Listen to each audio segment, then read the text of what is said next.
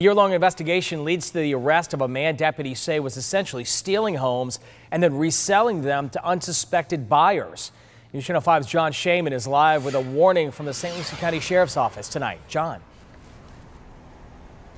Well, Jay, if you own a vacant home, the sheriff says it's a good idea to check the clerk's office to make sure that that home is still under your name, since they just made an arrest for a man on racketeering and grand theft charges. Before Hurricane Irma last year, David Garza drove up from Miami to board up his home in Fort Pierce. And I come back to a changed lock on the door. He went around the back to discover the inside was being renovated. Have new rooms, new tile. Concerned, he called the sheriff's office.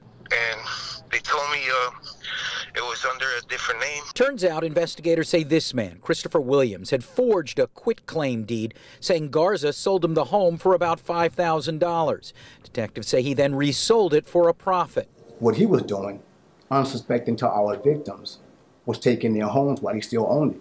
The St. Lucie County Sheriff's Office says Williams operated a number of companies to handle these alleged fraudulent transactions, including the sale of 4 homes around Fort Pierce, one of which he moved his family into. Kept trying to make contact to see if my son could get it. Josephine Knight said this home on Avenue K had for sale and for rent signs.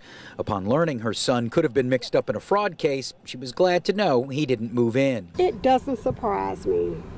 We have cheaters, we have thieves. And after taking a year to legally get his home back, Garza now has his cousin living there to prevent this from happening again.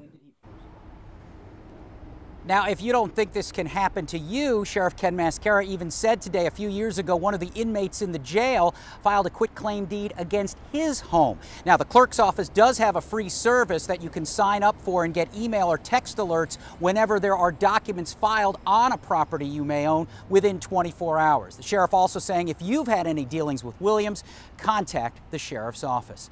We're live tonight in St. Lucie County. John Shaman, WPTV, News Channel 5.